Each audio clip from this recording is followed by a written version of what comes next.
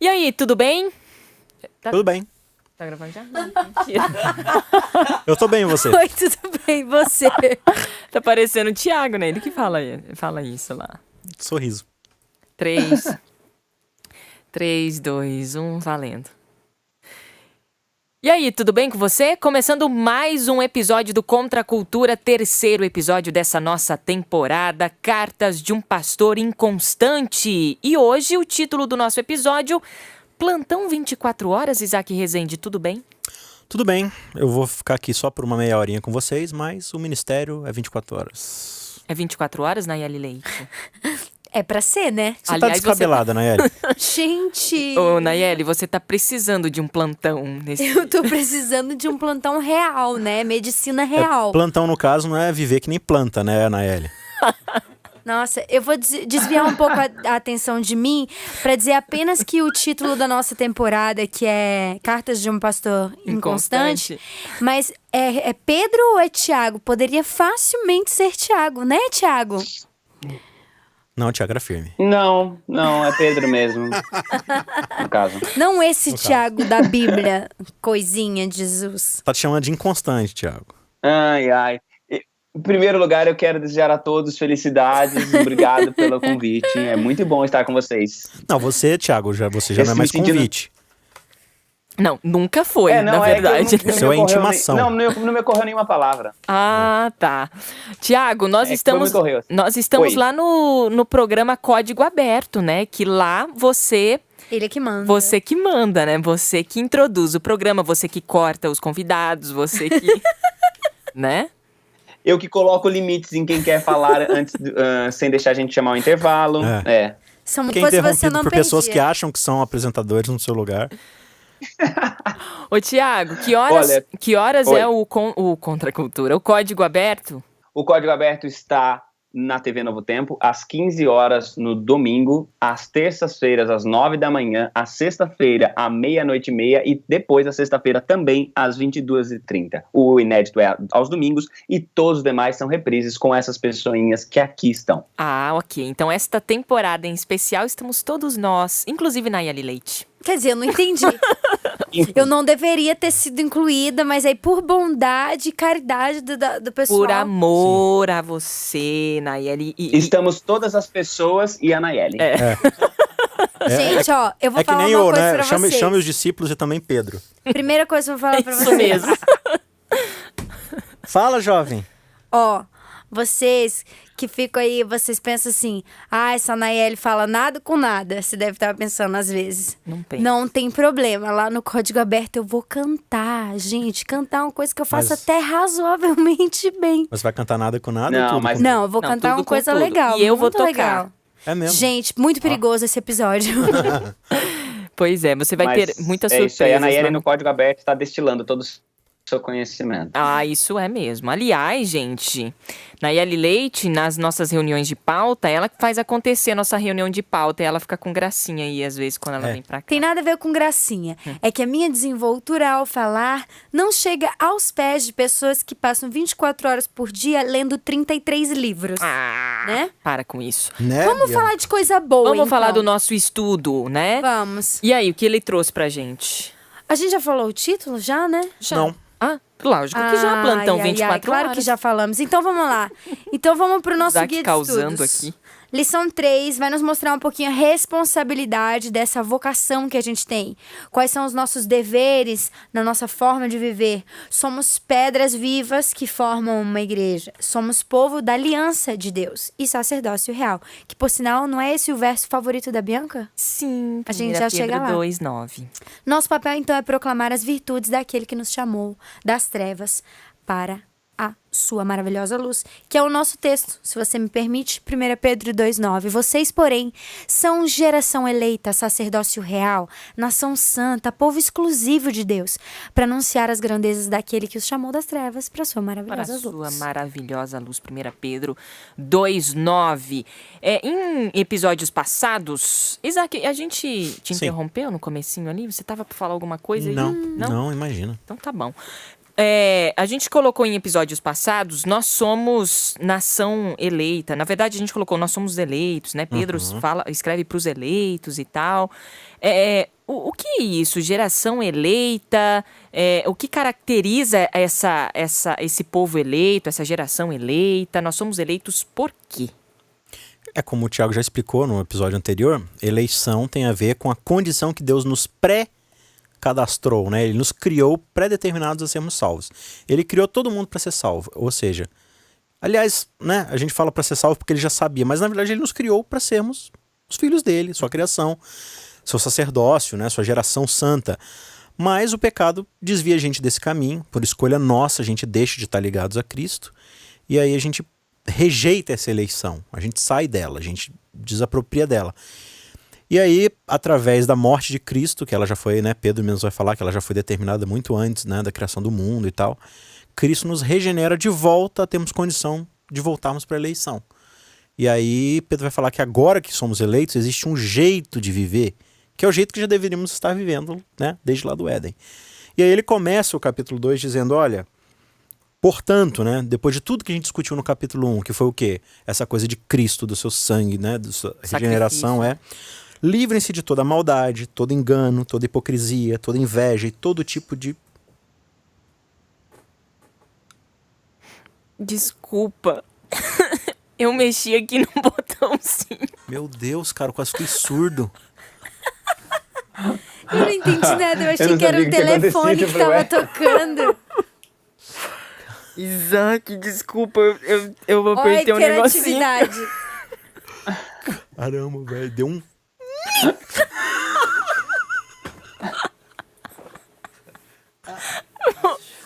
Ô, Thiago, foi mal aí. Você não tá entendendo não, nada. Eu não sei o que aconteceu, só percebi que teve de repente, o Isaac emudeceu. Eu falei, putz, será que caiu a ligação? Eu emudeci porque eu ensurdeci. Será que o Isaac desmaiou e morreu? Eu apertei aqui assim, ó, e eu brincando com o botão aqui, ó, e era o micro... Premeditando. Chegou até a sangrar o ouvido. Tô até com medo de pôr o fone de novo. Tira a mão daí. Deixa eu abaixar mais aqui. Isaac, Alô, desculpa. som. Ele ficou sem tímpano agora. Fiquei. Misericórdia. O que você falou?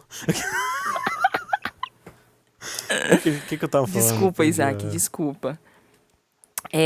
Você introduziu aí o capítulo 2, falou que antes, portanto, ou seja, tudo aquilo que a gente tinha falado e tal, o sacrifício. Tá, então deixa eu só ler o texto e aí... Tiago, quer entrar no verso 1 aí? Que dó! Não sei. Alguém quer comentar o Eu verso Pode 1? ser. Eu já falei um assim, ó. monte. Nossa, velho. Não, e eu não entendi. Chorei. Mas eu não entendi o que aconteceu na hora, por isso que eu falei, ai meu Deus, porque eu ouvi um zunidinho assim. Falei, Então, ou seja, não, e foi outra. concentrada. Sabe Thiago, sabe aquela microfonia de igreja? Sim. Eu ouvi implantada no meu tímpano. No fone. Caraca. Putz, parabéns aí, Bianca. Né? E aí ele vai introduzir no capítulo 2 agora o tipo de caráter que a pessoa deve ter quando ela é eleita. Portanto, verso 1, livrem-se de toda maldade, todo engano, toda hipocrisia, toda inveja e todo tipo de difamação. Certo, então aí a gente já vê que ficou claro que o que diferencia o cristão do não cristão não é obrigatoriamente Coisas externas. coisas externas, quaisquer que elas forem, por sinal, acho que não convém nem citar. O que a gente veste, o que a gente come, o que a gente... Citou. Não... O que vai realmente, o que vai realmente fazer a diferença é o Não nosso... aguentei. Nossa, mas daí fica difícil, né? Que a gente não consegue... Livre-se de todo tipo de A gente já tá discórdia. gravando de novo? Sim. Opa. Nossa senhora! O que vocês vão fazer agora? Vai ter que voltar. Vai ter que voltar. Eu tava achando muito informal essa conversa, mas tá ótimo. Tava muito zoeiro. Mas não tá informal, gente. Nossa. Vai ter que voltar do... 3, 2, 1. Ah, ótimo. Então a gente vê aí Não, por já... favor. Não faz isso aí, pelo amor de Deus. Ah, ótimo. Então, Ótimo. nossa, que legal. Mas era esse mesmo que eu queria dizer. O quê? Gente, Thiago, Ótimo. a gente... Então aí a gente vê, né? É? O que é realmente relevante. Então, vai nesse tom aí. É que lendo não dá, né? Então vai, 3, 2, 1. Certo, então, aqui a gente já vê que o que diferencia o cristão do não cristão não é obrigatoriamente questões estéticas. Muito além disto, tem a ver com caráter, tem a ver com bondade, tem a ver com coisas que a gente não tem capacidade sozinhos de controlar. E o mundo não está, né, dentro da igreja, né, que a gente tem essa mania de dizer que o mundo está entrando na igreja. Não está entrando na igreja porque uma pessoa foi de calça para a igreja. O mundo está entrando na igreja porque a gente não para de fazer fofoca, porque a gente é muito hipócrita. Então a gente precisa refazer aí esses conceitos e entender o que é realmente importante na vida do cristão. O que é transparecer ser cristão. Ser eleito não significa vestir algo, ou comer determinada comida, ou falar algo em especial, enfim. O estilo de vida que Pedro está dizendo tem a ver com o interno, né? Só pra gente deixar claro, a gente não tá falando que não é que não tem a ver. Quer dizer que não é a causa primeira. Quer dizer que ele não é o fator... a principal expressão. E não é o fator causador, digamos assim, também, né? Porque como a gente já comentou antes, né? Eu vou deixar de comer isso para ser eleito, para ser santo. Eu vou deixar de fazer tal coisa para eu ser regenerado. Não, você é regenerado. Por isso que Pedro começa falando, olha, vocês foram regenerados. Então a questão aqui na nomenclatura de Pedro não é nem se nós somos cristãos ou não cristãos, é se nós somos regenerados ou não. Porque o regenerado, ele passa a viver de um jeito. E como a Bianca falou, é um jeito interno de viver. Então, o cara que antes ele era egocêntrico, ele passa a ser, né, outrocêntrico. Ele começa a se focar no outro. O cara que ele era orgulhoso, ele passa a ser humilde. O cara que era egoísta, ele passa a ser generoso. Por quê? Porque ele foi regenerado. E aí, por exemplo, se eu sou um cara muito vaidoso, isso não tem a ver com o que eu visto ou com o que eu me adorno ou não. Isso tem a ver com quem eu sou. E aí, se eu sou regenerado e passo a ser uma pessoa modesta, isso vai automaticamente se refletir na forma como eu me porto, como eu me visto e tal. Só que a gente muda o externo na esperança de que o interno se modifique. Só que muitas vezes a gente não é regenerado. E o que acontece? A gente é um bando de desgenerado ou degenerado que se veste bonito. E aí o que adianta? E tá causando uma impressão que é só uma impressão mesmo, é só uma máscara que a gente veste em função de e não porque a gente realmente é. Então, aí você acha que o mundo não tá mais na igreja, mas o mundo continua lá, só que agora ele veste saia comprida. O que é bem pior. O verso continua ali em Pedro 2,9, que é: vós sois geração eleita, sacerdócio real. Sacerdócio real? O que Pedro quis dizer com isso? Porque ele fez ele citou trouxe isso à tona ali pro verso. A figura do sacerdote, quando ele usa o ofício sacerdotal, o sacerdócio, no Antigo Testamento, era a designação de um grupo selecionado, de um grupo especial de pessoas que eles se colocavam entre o povo e Deus. Eles eram aqueles que, se de um lado tinha o profeta como sendo esse instrumento que primariamente era alguém que trazia a revelação de Deus até o povo, de outro lado tinha o sacerdócio, essa casta sacerdotal, essa ordem sacerdotal que fazia o caminho contrário, que levava então as demandas do povo diante de Deus, que intercediam pelo povo diante de Deus. Jesus em Hebreus é apresentado como sendo o sumo sacerdote, né, como sendo o principal dos intercessores, como sendo o mais importante dos intercessores, e agora Pedro mostra que o povo, esse povo que é chamado de eleito, esse povo que entrou em concerto com Deus, esse povo que aceitou essa regeneração, essa oferta de vida nova, esse povo, ele tem essa mesma função de ser esse sacerdote, de levar aqueles que não conhecem a Deus ainda, de fazer a intercessão por aqueles que estão ao redor diante de Deus. Então, não é mais um grupo dentro do povo de Deus, mas é todo o povo de Deus operando agora como intercessores, como aqueles que se colocam entre aqueles que ainda não estão com Deus e esse Deus que quer estar com eles, né? Essa ponte. E aí isso linka bem com o que a gente colocou como título, né? Plantão 24 horas. Qual a ideia do Plantão 24 horas? A gente tem assim, uma mentalidade moderna de cristianismo que a gente divide numa dicotomia. de que existe parte da vida que é espiritual, parte que é secular. E aí tudo que acontece dentro da igreja é espiritual e tudo que acontece fora é secular.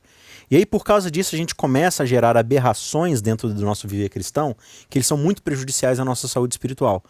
Porque o que acontece? A gente tem essa ideia de, não, lá na igreja é espiritual.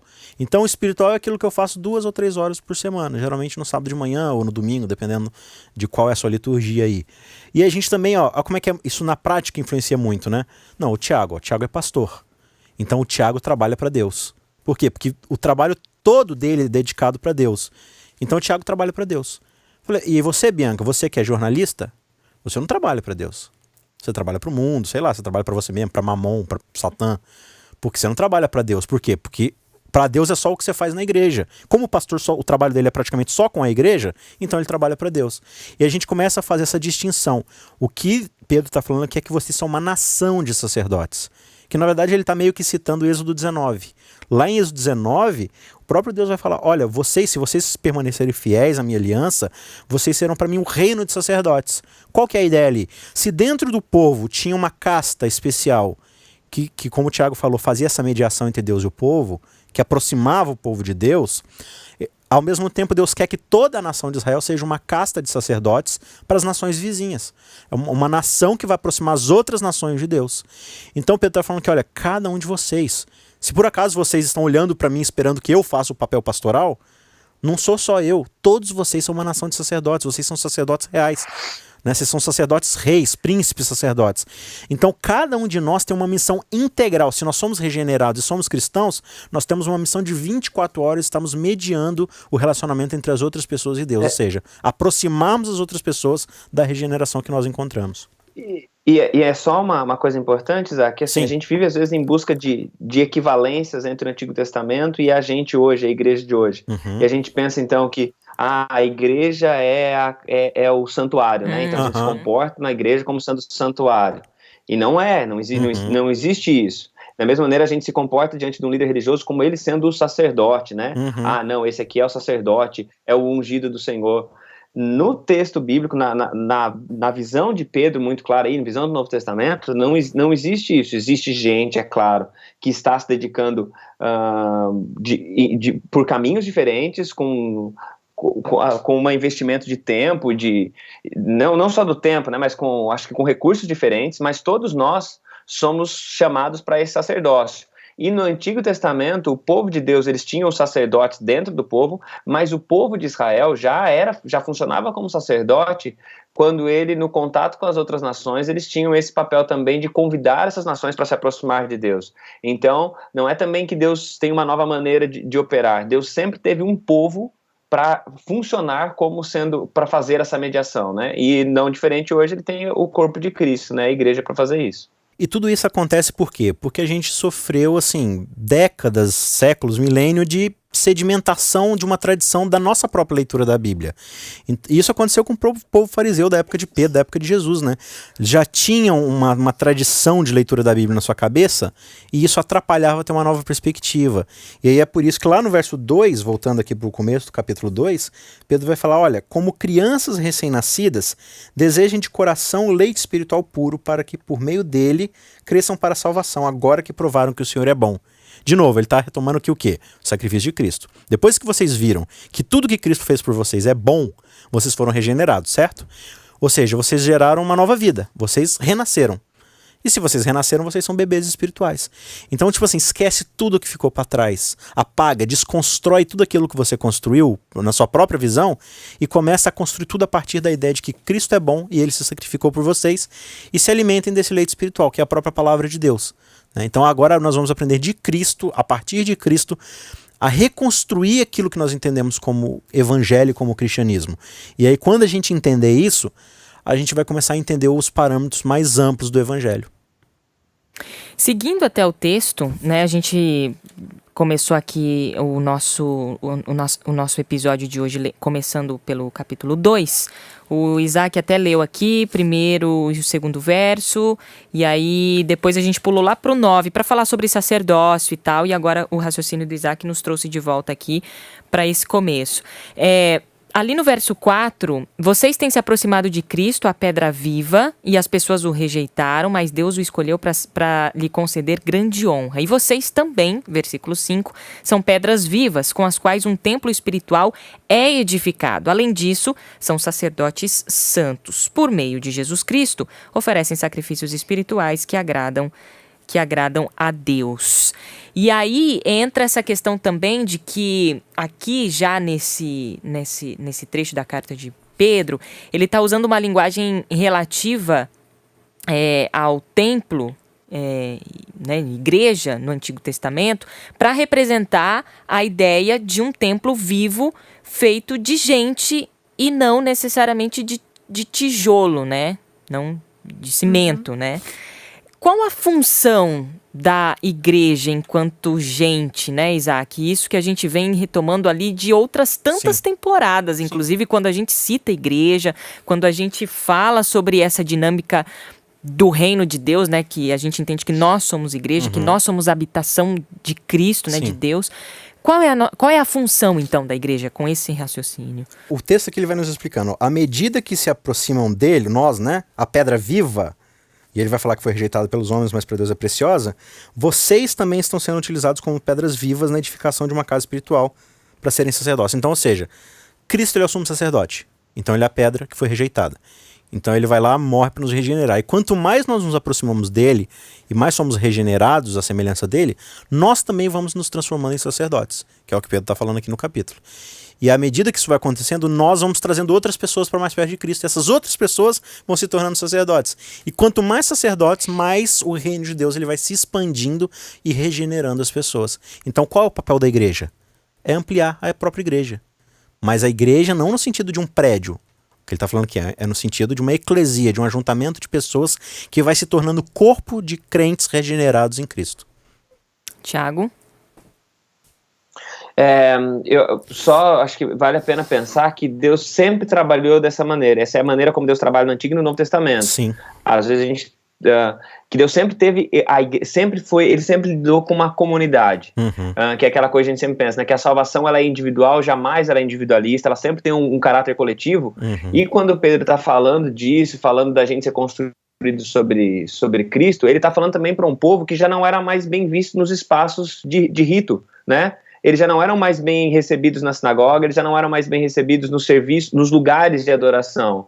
Então Pedro está dizendo para eles, vocês se achegaram a Cristo, não precisam continuar na dependência desses lugares, vocês vão ter outros espaços, a igreja, o povo ia se reunir em casa e tudo mais e tal, mas o que Pedro está mostrando para eles é que esse povo que já não era bem visto nisso, eles se mantinham numa linha onde Deus ele continua trabalhando com um coletivo, com um ajuntamento de pessoas, com pessoas que elas se encontram para o rito, mas depois do rito elas vivem para além do rito nas relações, no contato com outros, fazendo esse papel sacerdotal de interceder, de mediar entre essas pessoas e o próprio Deus.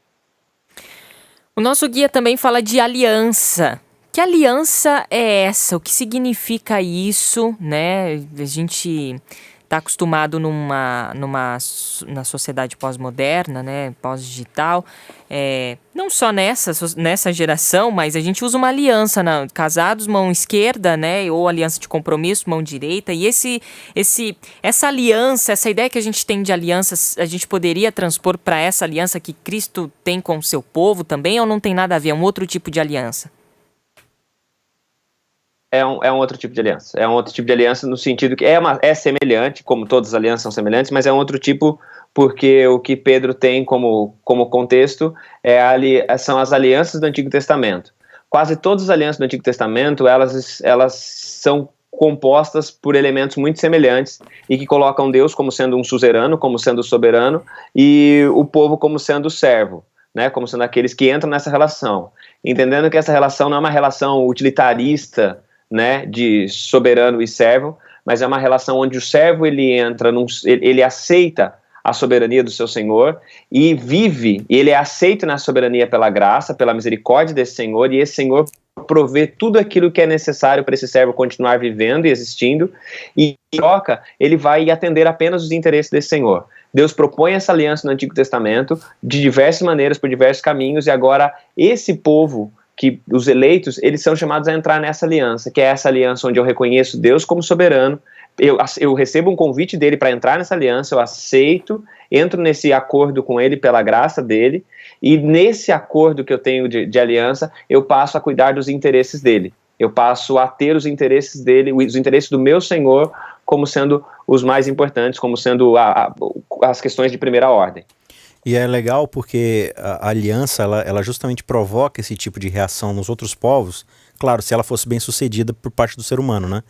Que seria o quê? Enquanto vocês são fiéis à minha aliança, tudo vai acontecer certo com vocês, vai ser bom, a colheita de vocês vai prosperar, vocês vão ter saúde, vocês vão viver de um jeito excelente.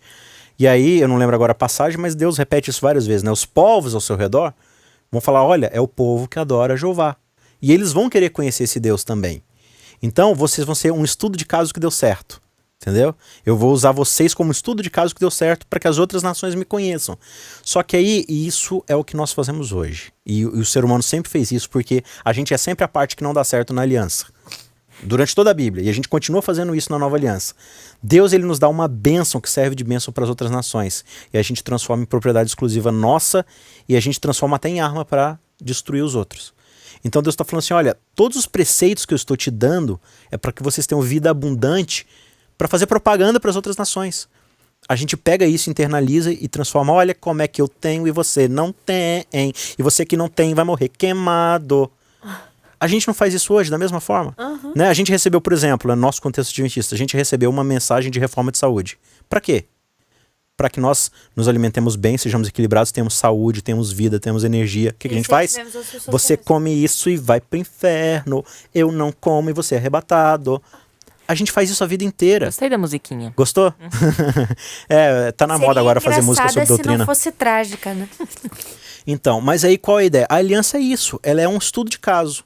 Então Deus, ele chama o povo e fala assim, olha, eu vou cumprir a minha parte e inclusive assim, que caia sobre mim o prejuízo e o ônus se essa aliança não for cumprida. E a gente vai ver isso no final na cruz, Cristo pagando assim de forma decisiva o rompimento dessa aliança como sacrifício definitivo. E agora no Novo Testamento, né, os autores eles vão tratar de uma nova aliança. Só que essa nova aliança, na verdade, ela é a mais antiga de todas as alianças. A velha aliança que é, na verdade, a nova. Né? Então essa aqui é a novíssima. É a que foi feita no Éden. É a que era para ser desde sempre. Que é o quê? A minha lei no coração de vocês. Vocês vão viver pelo Espírito. Vocês vão ser simplesmente resultado de um relacionamento comigo. E aí é o que Pedro está falando aqui, olha, quanto mais nós nos aproximamos de um relacionamento com Cristo, essa é a ideia da nova aliança, que na verdade sempre foi essa ideia, como o Tiago falou, mais vocês vão se tornar parecidos comigo e mais vocês vão abençoar outras pessoas, porque esse é o resultado do meu caráter, abençoar os outros. Então a gente percebe alguém regenerado quando ele abençoa outras pessoas e não quando ele amaldiçoa. Muito bem, legal. A gente já está terminando aqui o episódio de hoje, Plantão 24 Horas. E para a gente fechar aqui, Tiago, nós fomos chamados e escolhidos para quê, hein? O verso, que é o verso tema, fala que a gente foi chamado para anunciar as virtudes daquele que nos chamou das trevas para a sua maravilhosa luz. Então, é isso, né? O que a gente é escolhido para quê? A gente é escolhido para ser esses que vão falar das virtudes de Deus, que vão proclamar as virtudes de Deus. Ele nos chamou das trevas para a sua luz e a gente vai proclamar as virtudes dele, não as virtudes nossas, não as virtudes dos nossos templos, não as virtudes das nossas organizações, das nossas conquistas, mas tudo que nós fazemos e somos deve falar sobre ele, deve falar sobre as virtudes dele, sobre o amor dele, sobre a justiça dele, sobre a proximidade dele. Então, em última análise, tudo que nós somos, sacerdócio real, nação santa, o povo de propriedade exclusiva de Deus, tudo que nós somos para anunciar as virtudes daquele que nos chamou. Se fomos chamados por Deus, é sobre ele quem a gente vai falar. Sobre as virtudes dele e não as nossas, né? Final de mais um episódio aqui do Contra a Cultura, Plantão 24 Horas. Esse é o título do nosso terceiro episódio desta temporada especial, Cartas de um Pastor Inconstante.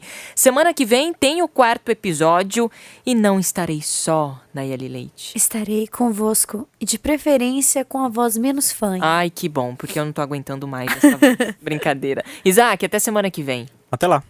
Tiago Rodrigues, até a próxima aqui no Contra a Cultura. Até a próxima, foi um prazer. A gente se encontra lá no Código Aberto também, tá? E você não tem descanso da gente nenhum episódio. Ok.